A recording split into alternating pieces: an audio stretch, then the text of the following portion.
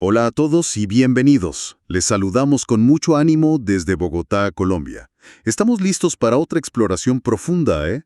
Esta vez en el mundo, bastante complejo de la inteligencia estratégica. Hoy vamos a analizar una operación que ha generado, bastante interés por su audacia, su sofisticación, la llamada Operación León Ascendente. Para esta inmersión nos basamos en un artículo que está excepcional, muy detallado, de Carlos Ardila. Lo pueden encontrar publicado en la nueva edición de octubre de la revista Geodesy. Nuestra misión hoy es, desmenuzar cómo esta presunta operación israelí contra instalaciones nucleares iraníes representa, la vanguardia de las tácticas de inteligencia y la guerra híbrida moderna. ¿Qué la hace tan especial? Es una excelente pregunta, sí, porque León Ascendente, tal como lo describe el análisis en Geodesy, va mucho más allá de un simple choque regional, ¿eh? Se presenta como un caso de estudio fascinante sobre cómo se integran múltiples elementos. La inteligencia humana clásica, el HUMINT de siempre, pero ojo, potenciada con tecnología de punta como la inteligencia artificial, drones avanzados y todo orquestado bajo una estrategia operativa, de altísima complejidad. Suena realmente complejo. Y la relevancia de estudiar algo así es que ilustra una necesidad crítica para los servicios de inteligencia actuales, la de evolucionar.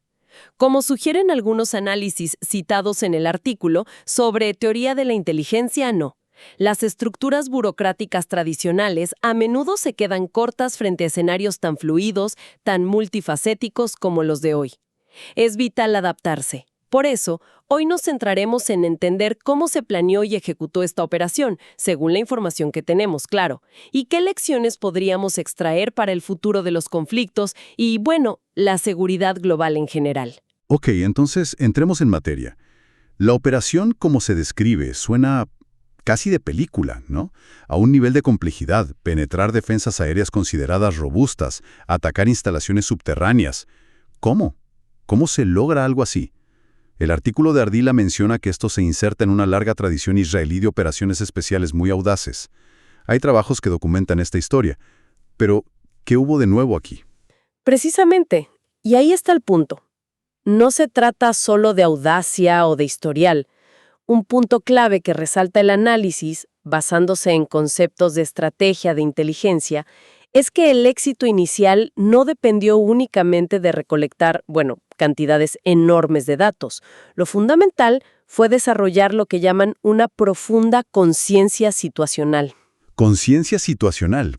¿Qué significa eso exactamente? Pues significan no solo saber qué hay allí, sino entender cómo funciona el sistema iraní en su conjunto. O sea, sus procedimientos, sus puntos ciegos, sus vulnerabilidades estructurales. Es una comprensión, holística, que permite identificar esas oportunidades tácticas precisas para lograr el máximo efecto con recursos, limitados. Entiendo. No solo datos, sino comprensión profunda del entorno. Exacto. Y esto no se improvisa, ¿eh? Para nada. El artículo enfatiza la planificación a largo plazo y la infiltración sostenida del Mossad como elementos cruciales. Hablamos de meses, quizá años, de preparación minuciosa. Años. Sí, y esto marca una diferencia con enfoques más reactivos, digamos. Se buscaba un impacto estratégico duradero, no solo una victoria táctica momentánea. Es un juego de paciencia, de persistencia. Vale, entiendo. El análisis estructura la operación en 3 fases distintas. La primera fase suena, a primera vista, quizás más convencional. Se habla de ataques coordinados con cazas F-35 misiles para suprimir las defensas antiaéreas iraníes. Pero incluso aquí, ¿hubo algún componente de inteligencia que marcara la diferencia respecto a un ataque aéreo estándar? Absolutamente. Aquí es donde el HUMINT, la inteligencia humana, jugó un papel, preventivo y facilitador esencial. Así lo describen algunos teóricos de la inteligencia que se mencionan en el artículo. El análisis de Geodesy subraya que el Mossad llevaba meses trabajando en territorio iraní, no solo observando, sino estableciendo redes operativas clandestinas. Ajá. Y redes clandestinas. ¿Y para qué exactamente? Pues para algo fundamental en esta operación. La instalación previa de sistemas de guiado para los ataques aéreos. Y, crucialmente, el posicionamiento de drones explosivos antes de que comenzara siquiera la fase aérea. ¡Wow! O sea, ¿pusieron drones dentro de Irán antes del ataque principal? Eso es lo que sugiere el análisis. Imagina la complejidad. Tener activos listos para ser activados remotamente en el momento justo, coordinados con una ofensiva aérea masiva. Esta fase inicial ya nos da una lección importante sobre la paciencia estratégica y la inversión a largo plazo en capacidades humanas sobre el terreno. Claro. No todo es tecnología punta. La base sigue siendo el trabajo meticuloso y, muy arriesgado de los agentes. Entendido. La preparación humana fue clave para habilitar la tecnología después. Y aquí es donde, según el artículo, la cosa se pone, realmente interesante. La segunda fase implicó ataques lanzados desde dentro de la supuesta burbuja de protección iraní utilizando vehículos terrestres modificados. Atacar desde adentro. ¿Cómo es posible siquiera plantear algo así contra un sistema defensivo que se supone avanzado? Esa es la genialidad táctica, si la descripción es precisa, claro. Demuestra una comprensión extraordinariamente granular de las vulnerabilidades del sistema defensivo iraní. No se limitaron a atacar desde el aire, que es donde Irán esperaría la principal amenaza. Utilizaron equipos terrestres, posiblemente operados remotamente o con cierto grado de autonomía, no se especifica del todo, para atacar las defensas antiaéreas desde ángulos totalmente inesperados, ¿no? Desde tierra y de forma simultánea a los ataques aéreos. Algunas fuentes citadas, como Infobay, hablaban de este tipo de tácticas. Increíble. O sea, un ataque multidireccional total. Exacto. Piensa en el dilema que esto crea para los defensores. Están siendo atacados desde arriba, por aviones y misiles, y al mismo tiempo, desde abajo o desde los flancos, por sistemas terrestres que ya estaban infiltrados. Te vuelve loco. Claro, ¿hacia dónde diriges tus defensas? ¿Cómo priorizas? Esta táctica asimétrica busca sobrecargar y confundir al adversario, explotando sus puntos débiles, de coordinación y de vigilancia interna. Y supongo que coordinar algo tan endemoniadamente complejo requiere más que planificación humana. Aquí es donde entra la famosa inteligencia artificial, la IA. Exactamente. El artículo de Ardila en Geodese le da un papel protagónico a la IA en esta fase. Por un lado, facilitó el procesamiento de cantidades ingentes de datos de inteligencia para identificar esas vulnerabilidades específicas y las rutas óptimas de infiltración, tanto terrestre como aérea. Pero su función más crítica fue probablemente la coordinación en tiempo real de todos estos sistemas actuando al unísono. Aviones, misiles, drones de reconocimiento, los equipos terrestres. O sea, la IA como el director de orquesta. Algo así. Es un ejemplo práctico de lo que algunos analistas, también referenciados en el texto, llaman la sinergia humano-IA. No se trata de que la IA reemplace al estratega humano, sino que lo potencie.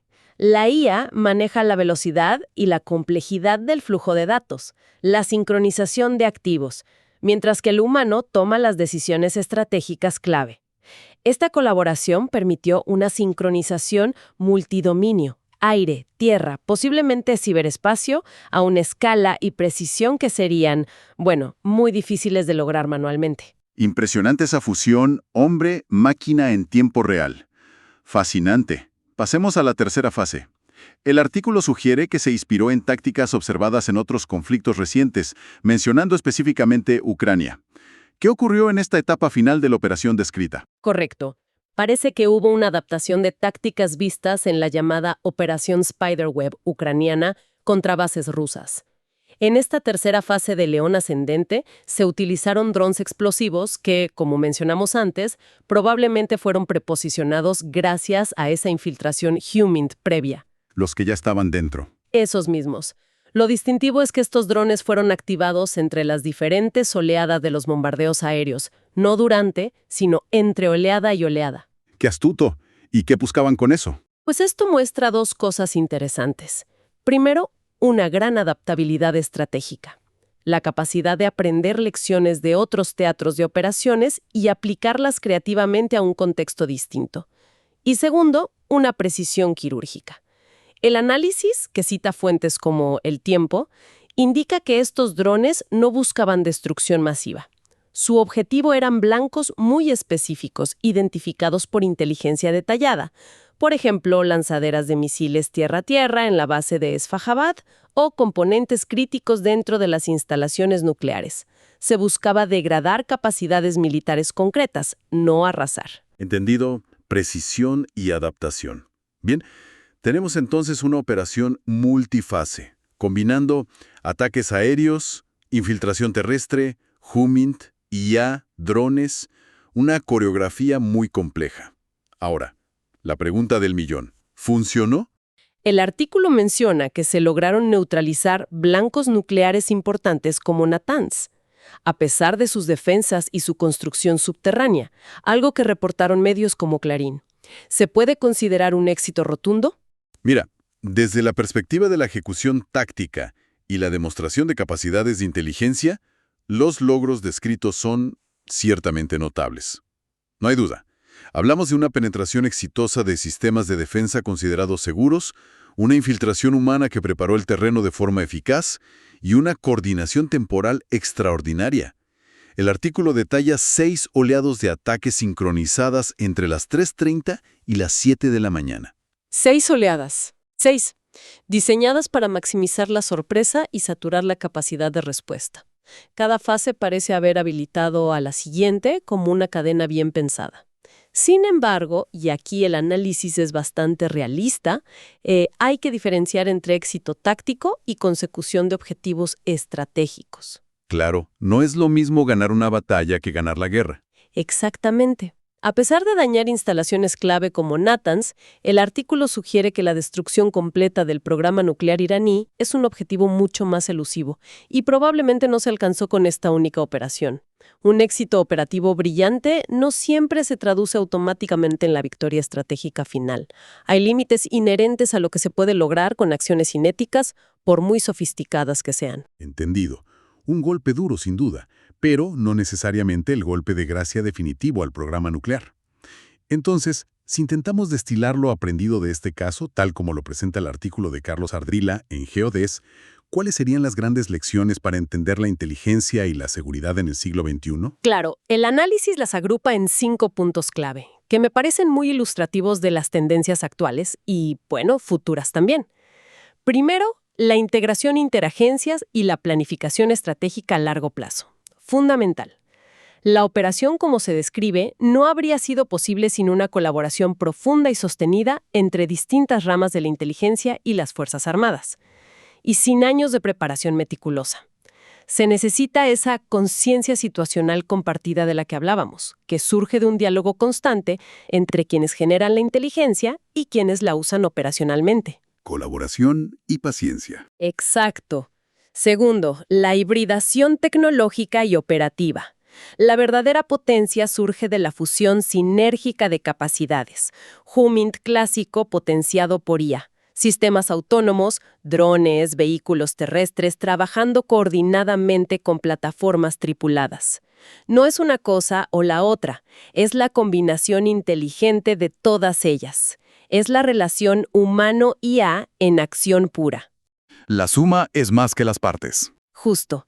Tercero, el valor de la infiltración sostenida y la preparación in situ. Importantísimo. La paciencia estratégica para desarrollar activos humanos y preposicionar capacidades dentro del territorio adversario con meses o años de antelación es una inversión fundamental, no un lujo. Contrasta fuertemente con enfoques puramente tecnológicos o reactivos desde la distancia. El factor humano sigue siendo clave. El trabajo de campo no desaparece. Para nada. Cuarto, la explotación inteligente de vulnerabilidades sistémicas. No se trata solo de fuerza bruta, sino de entender profundamente al adversario para golpearlo donde es más débil o donde menos se lo espera. Esto requiere análisis continuo y una conexión muy estrecha entre la inteligencia técnica y las operaciones tácticas para poder capitalizar esas ventanas de oportunidad. Inteligencia aplicada. Precisamente. Y quinto, la consolidación de las operaciones multidominio. León Ascendente es un ejemplo clarísimo de cómo los conflictos futuros probablemente integrarán acciones coordinadas en los dominios aéreo, terrestre, marítimo, espacial, cibernético y de la información. Las fronteras tradicionales entre estos dominios se están volviendo cada vez más porosas, más difusas. Es fascinante ver cómo se entrelazan todos estos elementos. Demuestra una sofisticación operativa impresionante, la verdad, pero también nos recuerda que detrás de estos análisis técnicos, estratégicos, hay consecuencias muy reales en el plano geopolítico y humano.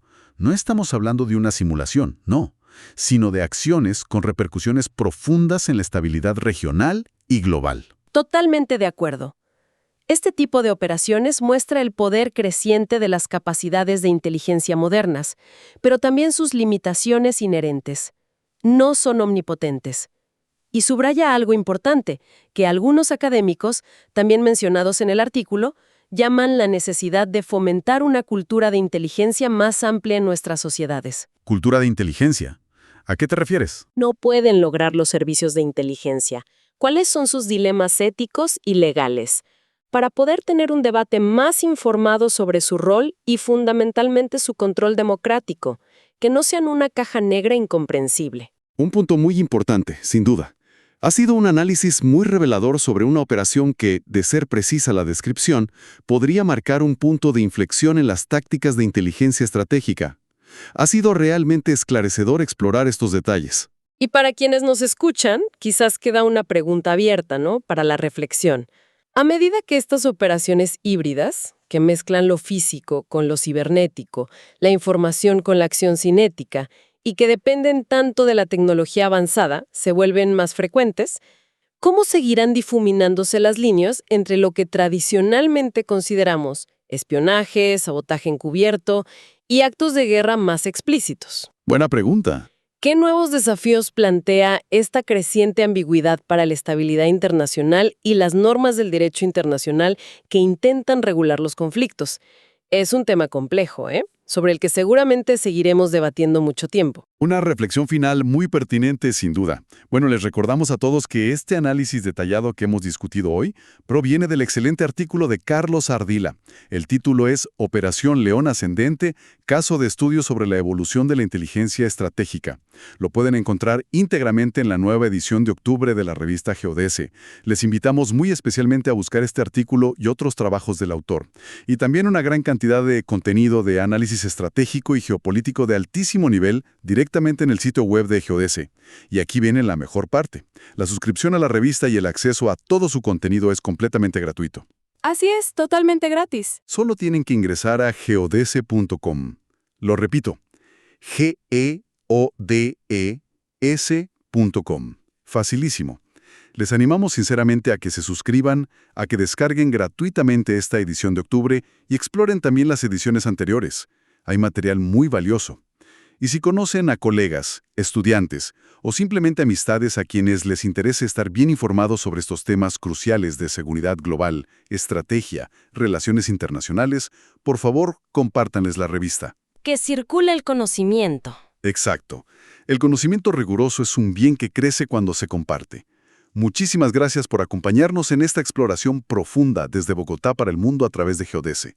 Esperamos que les haya resultado tan interesante como a nosotros. Gracias por la escucha. Hasta la próxima.